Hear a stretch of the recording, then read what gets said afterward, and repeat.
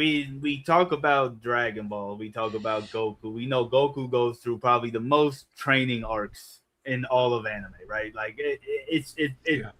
if we take a look, he just goes through arc after arc of training, but he also gets different teachers that's reflecting on his gi at all times, right? So, but what I want to know from y'all is which one of his teachers has had the bigger impact on Goku, whether it's his talent fighting or just his life in general. Uh, Vert, who you got? This You tough, know, man. man, for me, it's easy. King Kai. King Kai, easy. Not only did King Kai give Goku the tools to actually protect Earth, he made it cool. It's like, okay, if we're gonna protect against the craziest bad guy in the world, do you want to seal him in a jar, the Mafuba, which didn't work against Future Zamasu, That shit never or works. never works? It's like a joke. Oh, the Mafuba. Oh, we need It to we works need to off come up with a better screen. plan. That's when Oh, it works. Is off I was screen. gonna say it worked on King Or Piccolo, bruv. Spear bomb. Lend me your energy. Drop this spear bomb. We have to give thanks to King Kai. We King don't Kai. get UI without that. We don't get UI without that. Or It's Kaioken. Yeah, King Kaioken. Kai. Yeah. When did or did not, as soon as Goku learned the Kaioken, did he not use it to death after that? Every time. Yeah. Bang the shit Kaioken, out of everything. it. Yeah. As soon as he got back down to Earth, he then went powered up to Kaioken against Vegeta. Instantly. It's like, okay, and Spirit Bomb, it's like the tools that King Kai gave Goku literally made the rest of the series. And as far as like the same way how Future Trunks opened up the series, King Kai opened up the universe to Goku. It's like, oh, you're a protector now. Like it's like different. And he let him talk to the underworld, to the overworld. You know what I'm saying? Like King Kai literally gave Goku the keys to everything else in the series. Yeah, I mean, I'm not mad at that. We do see some of the most iconic. I mean, the Spirit Bomb did beat Boo. It did beat Boo. You know what I'm saying? We don't get nothing without that. We don't get the UI without the Spirit Bomb, and we don't get a lot of the fight with Vegeta or Frieza without it, right? Without the Kaioken, right? Yeah. Matter of fact, we don't even get Super Saiyan without it because that's what took Frieza out. You know what I'm saying? Yeah. So, I mean, that's a good take right there. What about you, Matt? Yeah, I was this was tough for me because like Roshi was super instrumental in like Goku's upbringing, but like no notes on what Vert just said, bro. Like I took it to King Kai prepped Goku for like universal threats where Roshi got him like, all right, you got Earth on lock, big dog. This is you. But like King Kai was just like, all right, there's a way bigger world out here than just what you know, big man.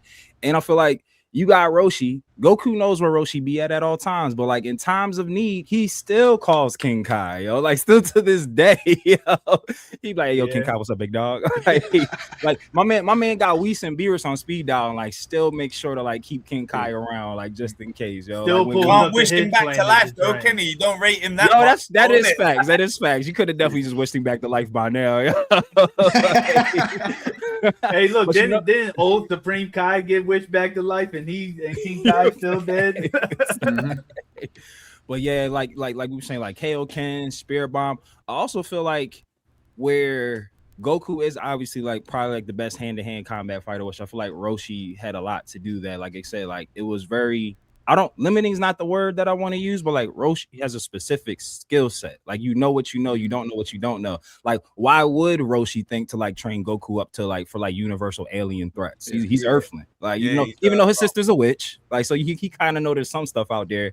But Kai know all. Kai's just like, oh yeah, there's problems over in that section of the universe. There's problems over on that planet. He's like, let me get my guy right. And I also feel like King Kai doesn't know. He got the destruction of the planet wrong. No, like, I mean, like from his position, like he knows more about the universe than Roshi does. Like Roshi's like home base, but yeah, I just feel like there's so much like residual income of like what King Kai gave Goku in Dragon Ball Z. Like even King Kai's temperament. I'm sorry, even Goku's temperament. I feel like got more like monkish after training with King Kai, because King Kai's training shit was like comedy and jokes and fun and everything. And I feel like Goku till that point, I feel like Goku pre King Kai that's when we got like when not fighting is jokes. When fighting, you got like that serious, and then Sean Shimon would do like the deeper Goku voice and like not fuck around with nothing. Yeah. Back when we would get eyeball blood, still waiting for eyeball blood to come back. Like I need that in my life, yo.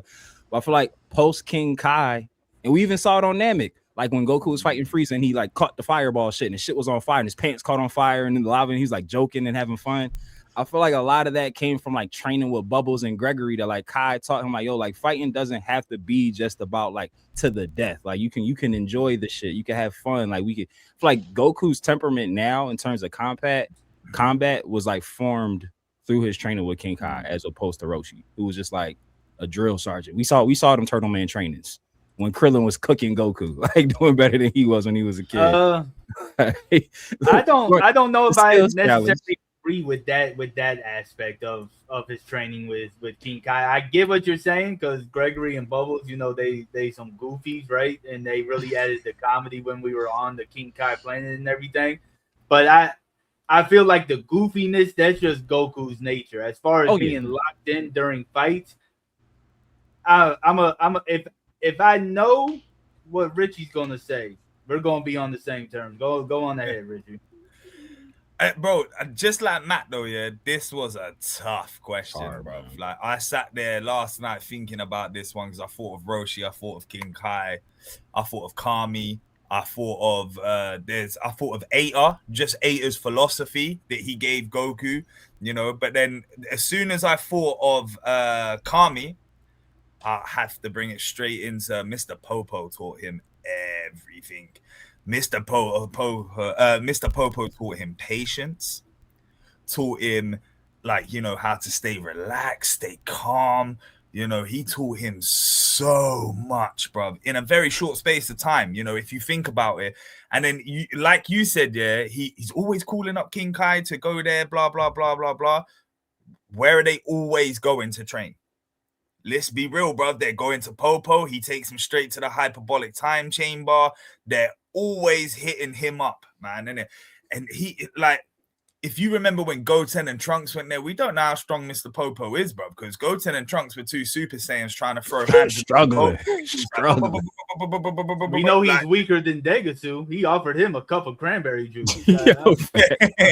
my man gave him Dende. He said, "Here, take this." If you remember Goku as like, if you want to class him as like a preteen, like a 13-year-old when he went there, was he like 12 to 13, right? He was like 12. I think 12. Yeah, something like that, right? He was like exactly what you said, Matt, bro. He was wild. He just did wild shit, yeah. And then if you remember that tournament, was it the 23rd when he come back to fight? Was it Tien or was it Piccolo? I think he fought Piccolo in the 23rd. It was it was Piccolo when Tao fought Tien. So when he came back and he took that little turban off his head, bro, Goku was a different kettle of fish then, bro. He was relaxed, he was zoned in, he knew what the motive was, knew what had to be done, and that's all Mr. Popo, bro. That's when we almost got a Gohan from Bulma and Goku at that point in time. She wanted my mans at that point in time. You know what I'm saying? Big facts. Actually, you know what? I think he was 18 when he came back during that saga. I think he was 18. He came back. And if you remember, like when he went there, I can remember it very well, right? He was so agitated the whole time. He was fighting with anger. He kept saying to Mr. Get out of the way, like, boom, I'm gonna do this. And Mr. Popo was like, nope, I can see it already, like some ultra instinct shit. You know what I mean? He was just dodging stuff. And like that's what I mean. He taught Goku how to stay relaxed, stay calm, focus on the fight, know what you're doing, man. He basically honed all of Goku's wild techniques and then just made them like whole. You know what I mean? Like, I'd say he reinforced a lot of Roshi. Understand training more. He started to understand how to train better. Like, because Master Roshi, like, look, he's cool, right? We were like, it's Master Roshi, bro. But delivering milk, running around, pushing a rock, you know what I mean? Like, let's be real about it. Yeah, it was just strength and conditioning. Like, there was no real technique. It was strength and conditioning. So where did Goku truly learn his fight? Like, he's fighting. It had to be from Mr. Popo because he was strong. We know that he was naturally strong. He's a Saiyan, right? And he knew basic martial arts, and then he done strength and conditioning with Master Roshi. That's all he did, right? I mean, he definitely like increased what he reinforced what Roshi taught him about stop thinking so much, right? Yeah. That's pretty much what the hermit style was, right? Was stop thinking so much, right? Train, rest, and eat, Yeah. right? Like that was his whole thing. And Popo I think really, without that, but also we don't get a lot of see a lot of people sleep on Goku's mental resistance, right? Like Yeah. you cannot mess with Goku's mind at all, like at all, and that's because not Roshi, Popo put him through all of that psychedelic stuff before he even stepped foot in the time chamber. He had to go, and then on top of that, he went into the time chamber, which they said is so vast it can drive you crazy, right? So yeah. it's one of them things. Like Popo really did enhance everything, but